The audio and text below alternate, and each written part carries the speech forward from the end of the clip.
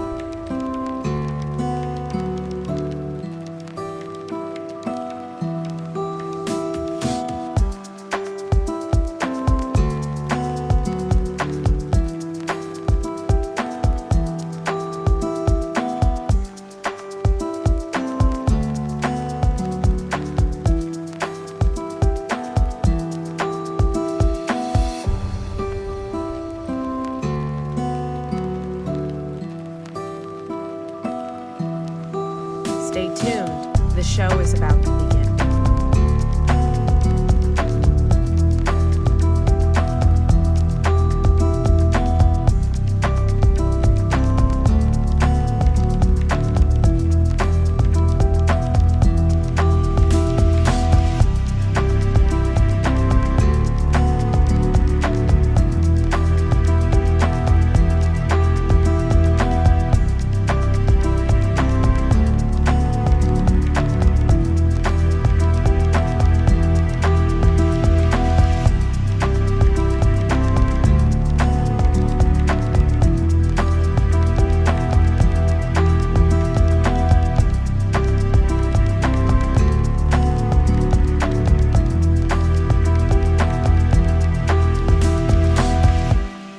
Stay tuned. The show is about to begin.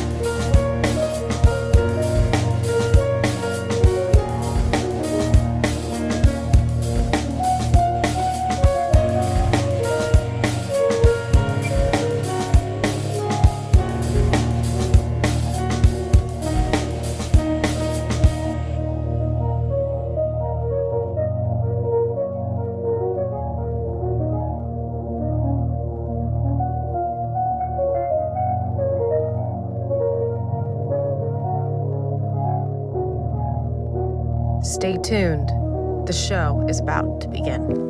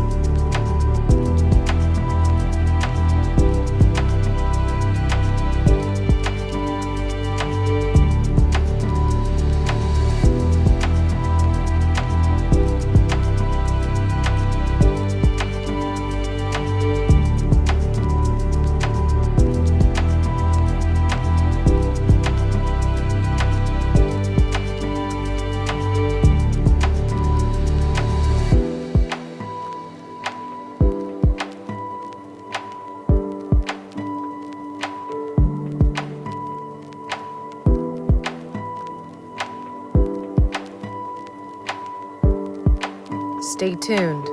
The show is about to begin.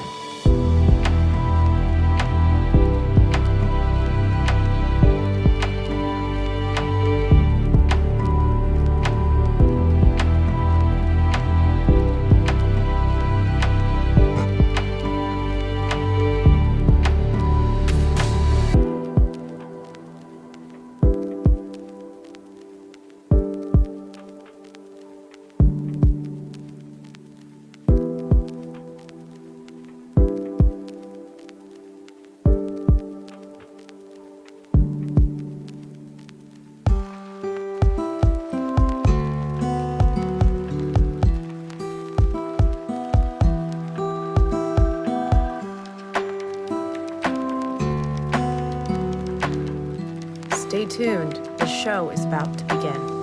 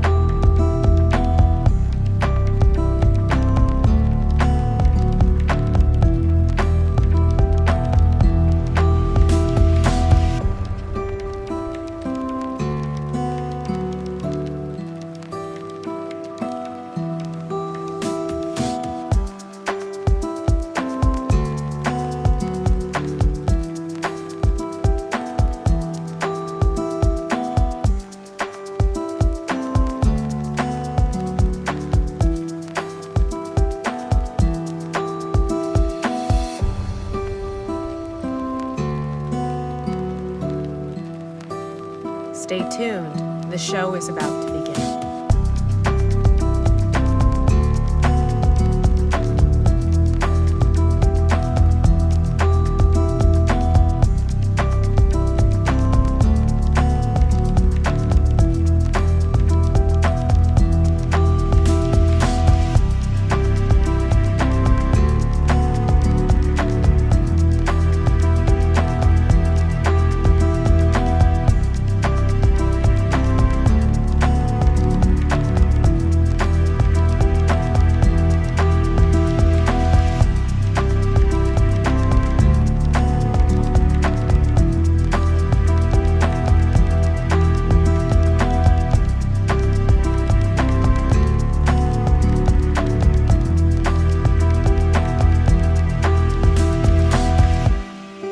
Stay tuned. The show is about to begin.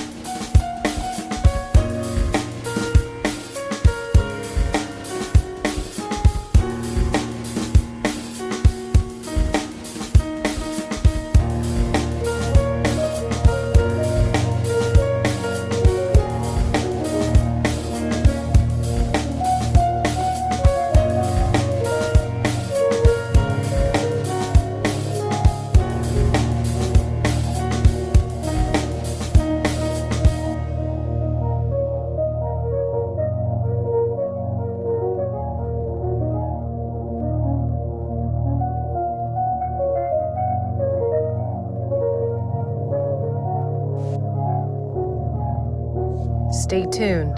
The show is about to begin.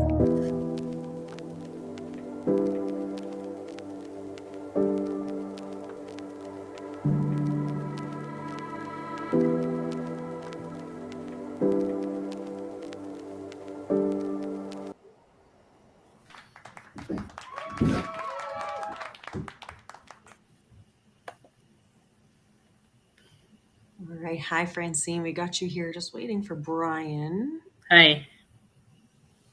I know he's here. I see him.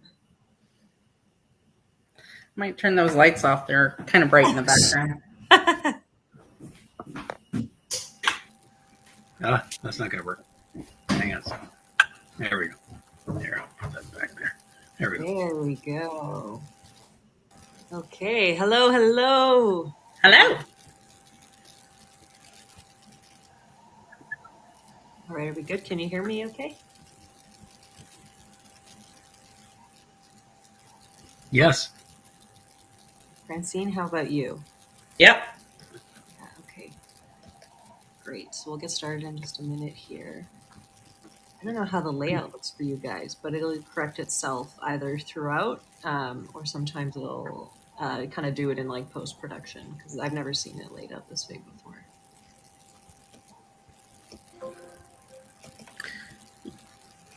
Your voice is very soft, so if you could raise the volume a bit. I shall. There we go. Okay. Or speak louder. Okay. I will do that. There we go. I was mumbling. Okay. Awesome. So we'll get started. Good. Hi, everyone. Welcome back to the Human Challenge, where we explore all the human challenges in today's world, the challenges of being human, and how we can challenge ourselves to be more human for the greater good. I'm your host, Vanessa Ferlano, and today we're joined by Dr. Francine McCarthy, Earth Sciences Professor at Brock University, and Bryan Davies, CEO and founder of Tagona Press in Northern Ontario, Sault Ste. Marie, where I am from. So I'm very, very honored to always feature our Sault Ste. Marie friends. At first glance, you might think, well, we have these two seemingly different people together, but I'm very excited to tell you why. So Dr. McCarthy actually researches something, well, which you're going to tell us about, called the Anthropocene era that we are in based on human intervention on the planet. And she does this at a site in Southern Ontario, Lake Crawford, where Bryan actually has family ties to. So it's going to be a very interesting episode to kind of hear a little bit about both the kind of science and the human intervention. But there's also going to be, we will then complement that with some of these kind of family stories and the family ties. So I'm going to turn it over to Dr. McCarthy right away. So tell us, we might need to kind of set the stage a bit here. Obviously, as humans in our evolution, we've gone through different eras. So maybe you can tell us a bit about some of these eras and then why you believe right now we need to kind of redefine the one that we believe we are in. Yeah, so the geologic timescale is broken up into eons, eras, and periods and epochs. And it's a new epoch that we are planning to add to that timescale. So the Anthropocene epoch is, loosely speaking, the interval of time that humans have so greatly impacted the planet that it actually shifted the Earth systems, the way the Earth behaves. What we have been doing for the past 5 years, the Anthropocene Working Group, we've been looking for evidence that did happen, that humans have altered the planet to the point that it is no longer in the same state that it was during the Holocene. So we would be bringing the Holocene epoch to an end and erecting on that timescale, putting the Anthropocene in. Yes, indeed. The answer is we studied 12 sites. All 12 sites showed evidence of a major shift in sort of a tipping point that was reached around the middle of the 20th century, the 1950s. And the best place to record those changes happens to be Crawford Lake. And of all the sites that we studied, it's the one that captures that the best. And so, yes, I was very fortunate to be the person leading that work. And as you know, it's a beautiful place. So tons of fun to visit all the time. And so maybe, I think that's super interesting. And as someone who doesn't know a lot about, how you study these things, what exactly are you looking for, in terms of data? What are you looking for to tell you that, yes, there has been a shift? What are you looking at? Well, so a little bit back to your first question, and then I'll hit that one. We're currently in the Cenozoic era, and what made that happen, brought an end to the previous one, was the asteroid that hit the planet and the dinosaurs became extinct and a whole bunch of things became extinct. So that was about 66 million years ago. We've been in that same era, and we still are, but we're in different periods of that era. So the Ice Age, the Quaternary, and now the Anthropocene. What we're looking for in terms of markers of the Anthropocene, markers that we're no longer in a Holocene world, are markers of a change in particularly the atmosphere and the climate system, and how we can understand how the Earth system works, how the climate system works, to help us project into the future. Because if you don't understand the system that you're living in, making sensible decisions about a path forward, you might as well just throw a dart at a board and, hope for the best. But if you understand the system, then you have a chance of making better decisions.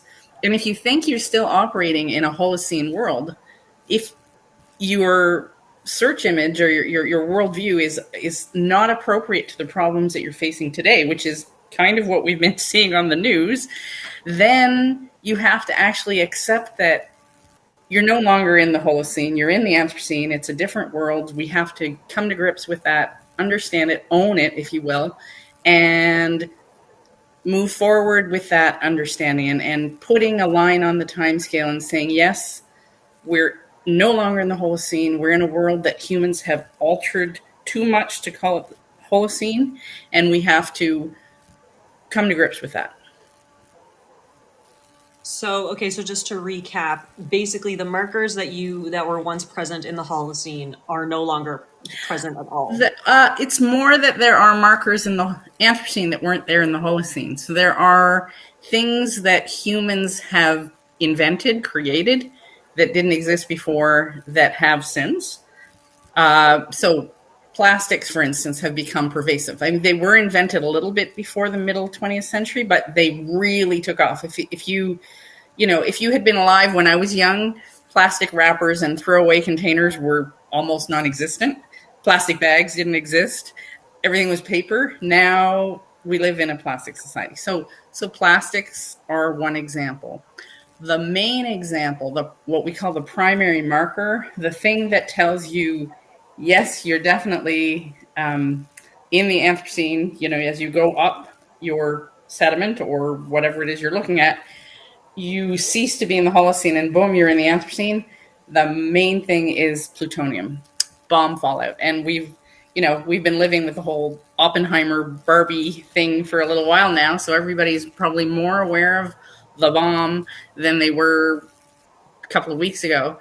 And that fallout, you see those big mushroom clouds, and the fallout went all around the world within a year. So it goes up into the upper atmosphere, circles the entire world, falls all over the entire world. And surprisingly, at Crawford Lake, we didn't expect to have a very strong bomb fallout record because of where we are. We're not close to the Pacific testing grounds, but we actually have the best record of any of the sites. Not the strongest record, but the record that most closely mimics what we know, how much radioactivity, we know is thrown up into the atmosphere, how many radionuclides, these things like plutonium, fell back to Earth because so many nuclear weapons were being tested through the Cold War.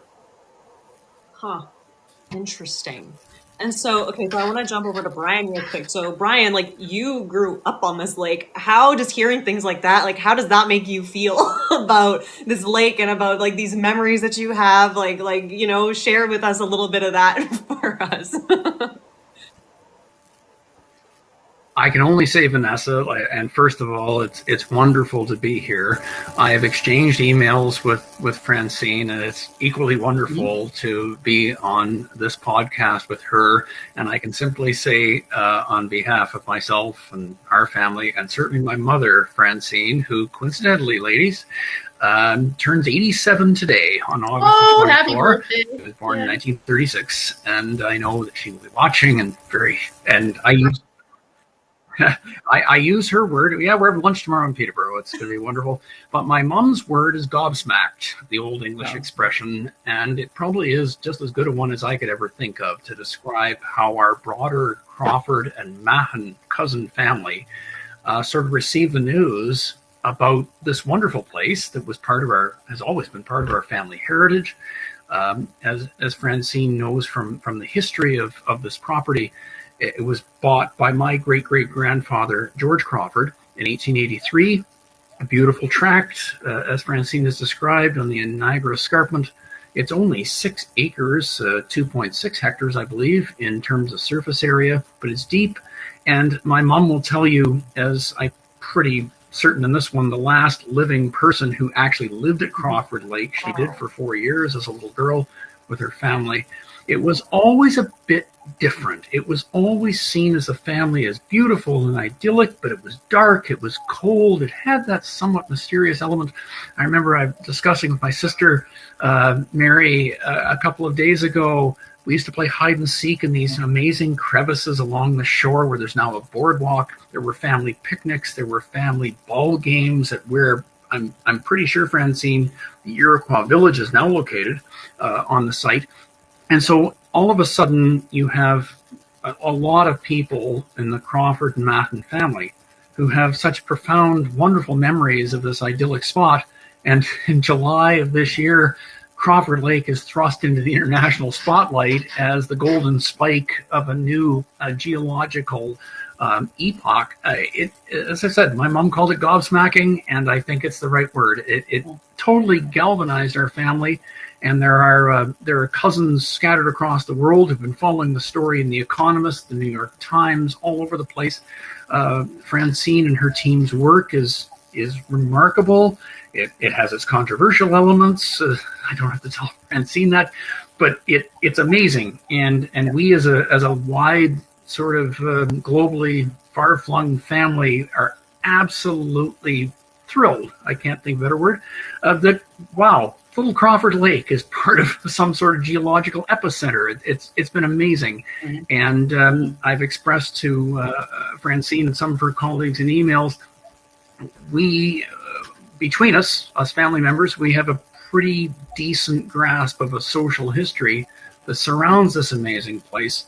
Not the least of which is our wonderful cousin, Lynn Rogalski, a Matten cousin, my mom's second cousin, who's got over 100 photographs of Crawford Lake taken from about 1890 forward into the present day. Stuff like that really, it gives our family kind of a wonderful connection to something that is an international development. And I defy anybody to say that isn't really exciting.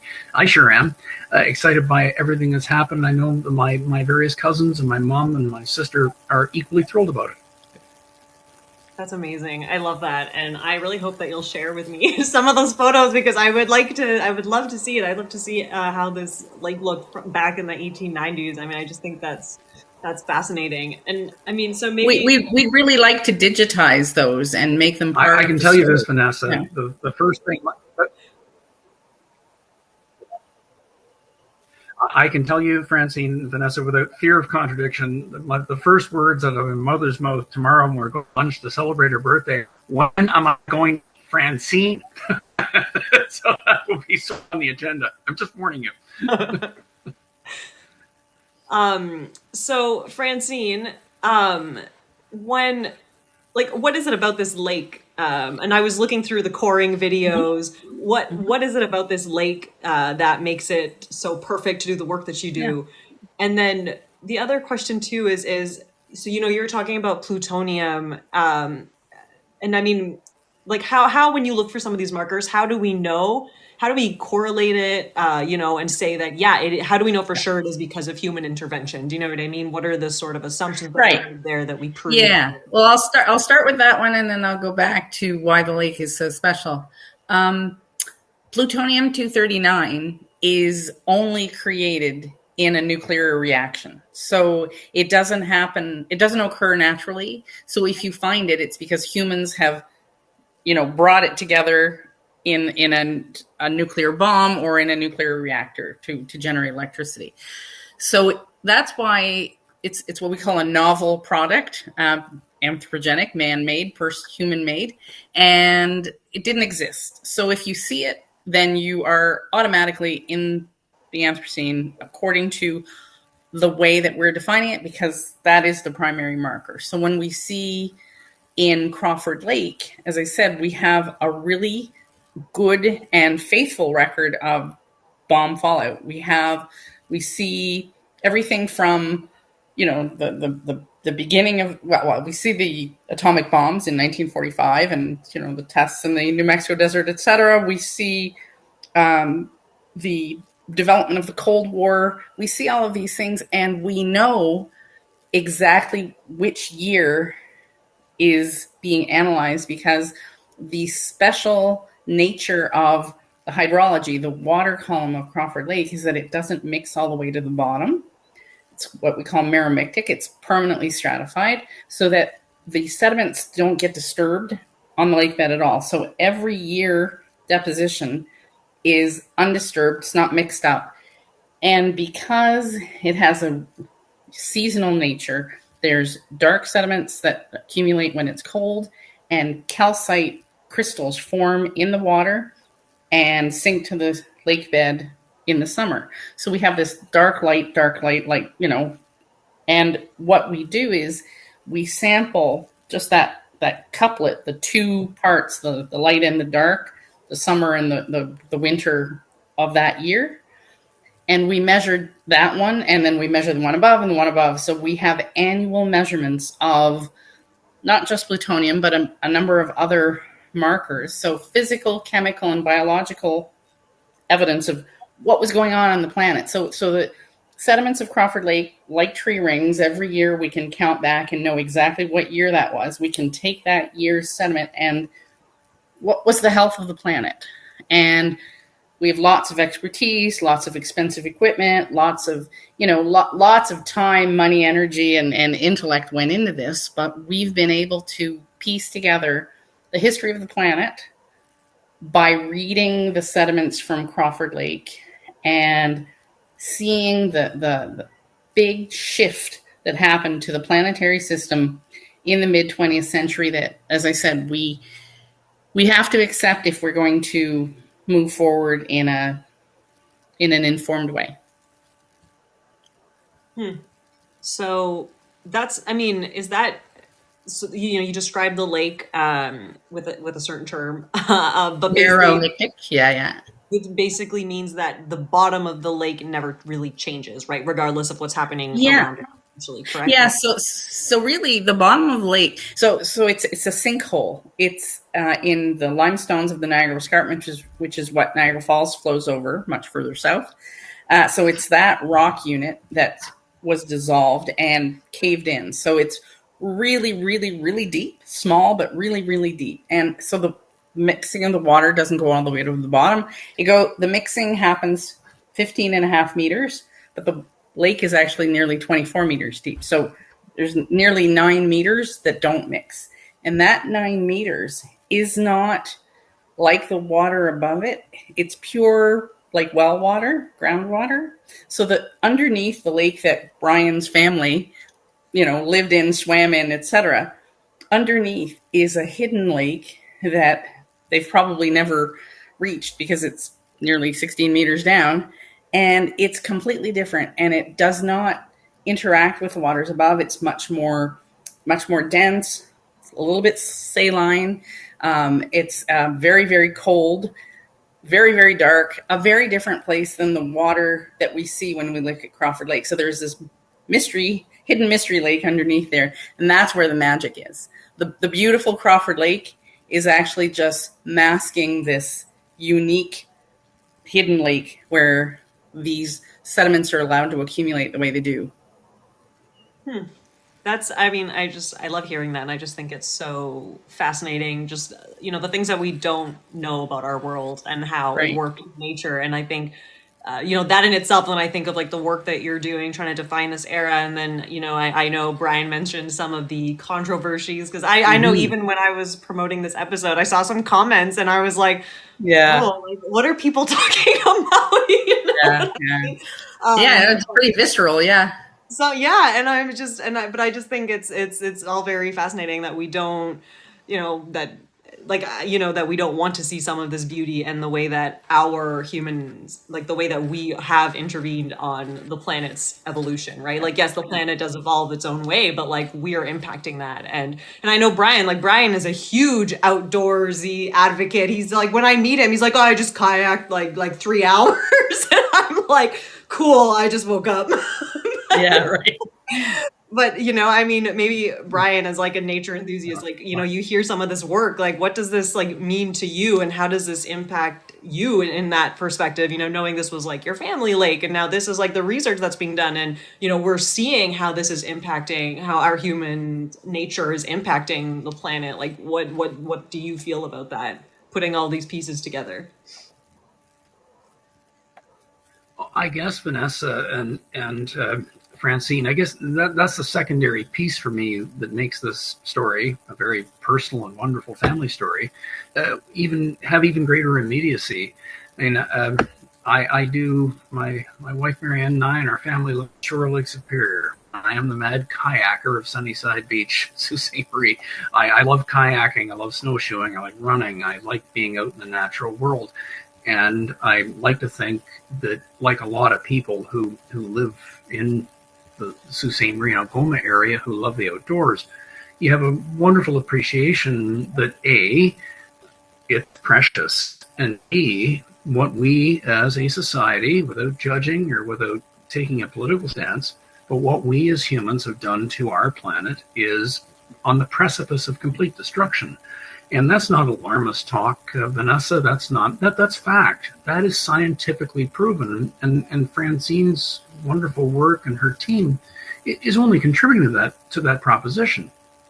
We face imminent, of course, in geological terms, maybe a longer period than next week. But we face imminent, irreversible destruction. And when I'm paddling my kayak along the shore of Lake Superior, past Gros Cap and up towards Gooley Bay, it's hard not to think about the fact that this might not be there for my grandchildren or my great-grandchildren. And I love to think that, again, people can take the political stances they want about things. They can interpret Dr. Francine's work, her team, and try and put some political spin on it. But I'm enough of I hope, a rationalist, somebody believes in the scientific method, somebody believes in proving things, hypotheses that have to be taken and supported by fact. I'd like to think that we've reached a point in our lives, collectively as a human society, that we do understand that we have not just a crisis, we have a pending catastrophe. And if the golden spike that Dr. Francine and her team have identified here at Crawford Lake can in any way, perhaps motivate people to start thinking real hard about their own lives and about what they can do to change where we're going, then I think that's maybe the wonderful corollary that goes to everything that's associated with Crawford Lake. I know certainly the people in my wonderful family would think the same way. It really, I guess, Vanessa, in a roundabout way, it's really reinforced what I've thought over the last number of years, that is that science has the answers for what we've done to ourselves. It's time for us to wake up and just understand we have to act and not just be passive participants or spectators about something. It would be horrible if all the wonderful Anthropocene working group research just simply was, oh, well, that's great. We have another epoch. Well, that's great. And then nothing happened. That would be horrible. And for those who would politicize this issue, well, good for you. I have no time for it. This is science. It's not politics. And our environment belongs to everybody. I'm a passionate believer that the environment and a clean environment is a human right. And if one accepts that proposition too, then everything that Francine and her team are doing really contribute. Really, I hope, the need a little bit towards meaningful action and not just great scientific thing, Crawford Lake, great, and move on to the next problem. I hope it isn't that. Yeah.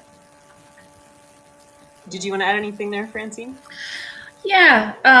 So the anti-Anthropoceners, if I refer to them that way, I don't really understand why there's this knee-jerk reaction against the idea, because we have a lot of data, as Bryan was saying. There's data from 12 sites, not just this one.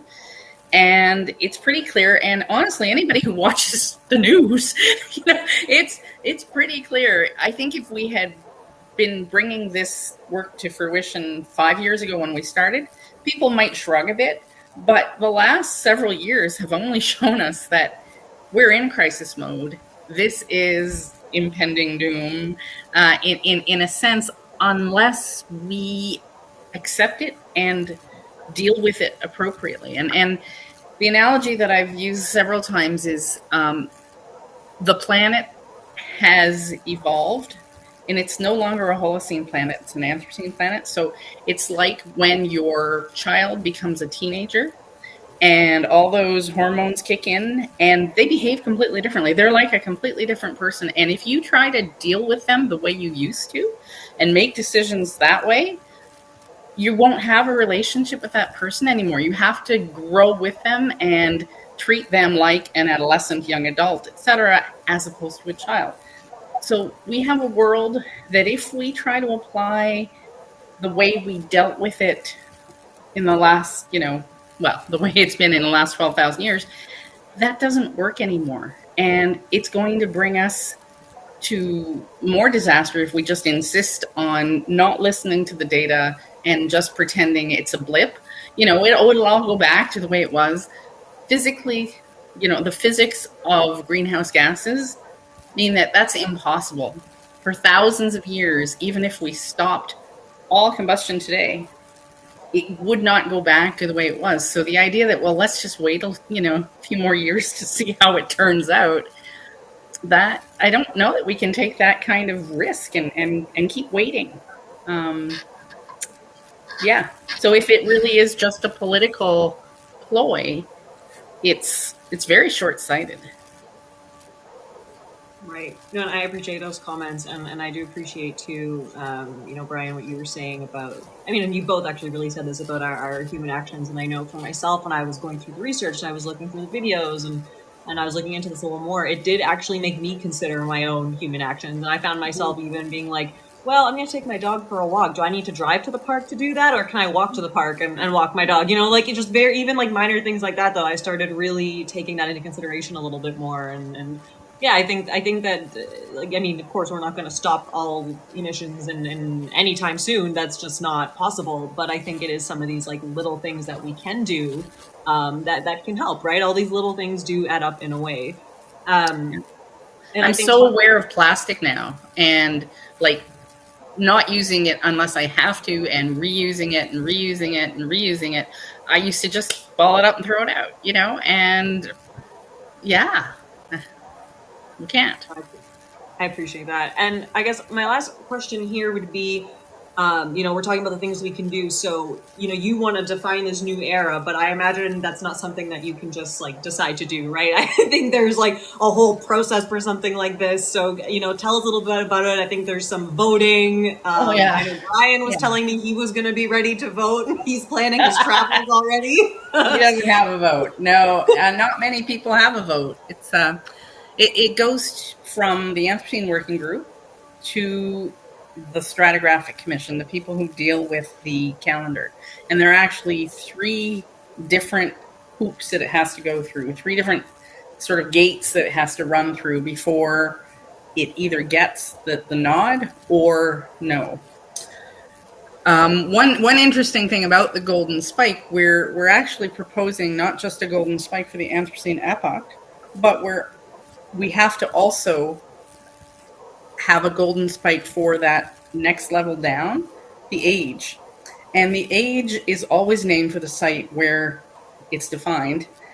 And so it'll be called the Crawfordian. So if they say yes to the golden spike for at least an age, even if they leave that age within the Holocene, so at least if they accept that there is something in the mid-20th century, Crawford Lake, epitomizes that, that'll be something.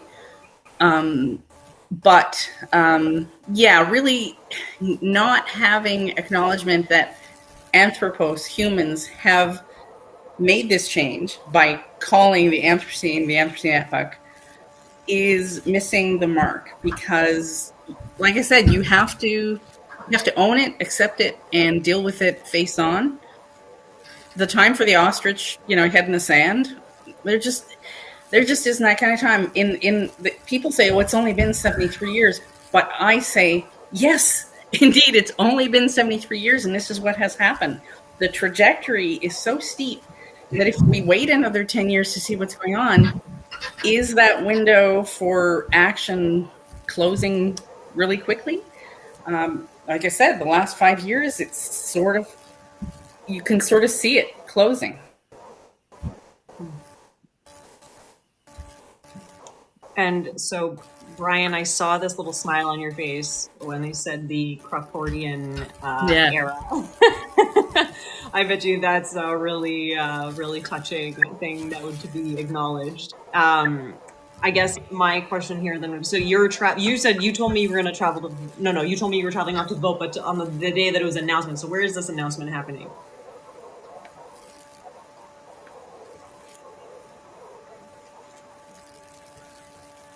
Oh, Bryan, did I lose you? Oh, he may not be hearing us. Maybe. All right, that's all right. I think that... Oh, I'm here, Melissa. Oh. Yeah. Your screen's frozen. Can you hear me? We got you back. Okay, no, I was going to ask you, I saw that little smile when you heard that it could be... Oh, okay. It could be known as the Crawfordian era. And I'm sure that that's a very wonderful acknowledgement. So I know you mentioned you were going to be traveling, and I misunderstood. So it wasn't to vote, but for the announcement. So where is this announcement happening? Well, the announcement for the Golden Spike or not might be in Korea, but then again, if it's not ready by then, it won't be then. So we don't know yet when the announcement will be. We can only have an announcement once there's a decision made, and it's out of our hands once we hand the proposal over, and it's in the hands of the Stratigraphic Commission. So we just wait to be told, but we'll let Bryan know. Yeah. I'll be representing many, Francine. I've been deputized to be there, wherever it is, and I'm thrilled to do that. It's funny, Vanessa, what Dr. Francine was saying. And Vanessa knows that I work very closely with a wonderful man named Gary McGuffin, and Gary and I are working on a group of 7 project where eventually Francine and Vanessa will be able to put on their VR goggles and walk into a group of 7 painting fully immersed, and then step out and look at Gary's wonderful world-class photography, a lot of it taken from the North Shore of Lake Superior. And in June, we were at a place called Colville Harbor, which is now a ghost fishing village, but up until 1950, very vibrant. But the sea lamprey killed the lake trout fishery in Lake Superior about 1950. And how did the sea lamprey get into the Great Lakes? They came through boats built by humans that came up the St. Lawrence Seaway, right? So if the ways that human activity has impacted nature, to me, just that very tiny micro example, are so profound that anybody who somehow thinks that this is some sort of big fake perpetrated by some evil force, it's just completely crazy. I mean, you look at Colville Harbor on there; it's about 15 kilometers west of Marathon, right at the top of Lake Superior. Beautiful, beautiful spot. And to think that 75 years ago there were fishing boats going in and out, and now there are none, and the place is desolate because the sea lamprey that came in through boats that we built came up the seaway. There's so many examples that only buttress what everything that Dr. Francine and her team have done. That to me, as a guy who doesn't belong to a political party, has no political affiliation, just hopes that maybe we can all do the right thing. It's just become, my mom's word gobsmacking applies to those arguments too. I appreciate that. I think we'll close it there. I want to thank you both for coming on the show. Thank you, Francine, for all the work that you do. We're sending all, whatever you need, whatever we can do, which I understand. Positive vibes. But yes, we're sending all positivity, hoping that it does go in your favor. Bryan will still be present at I might go if I can fit in his suitcase. We'll be there. Good. Yes, thank you so much. And Bryan, thank you for sharing the stories. And I do appreciate all of these comments as well on just, again. It's wonderful to be here. And we'll be in touch about those archival images. Yes, please, me too. You will have them. Tell your mom that we said happy birthday. Happy birthday, for sure. Thanks very much. I will. Take care. Thank you. Take care, everyone. Bye.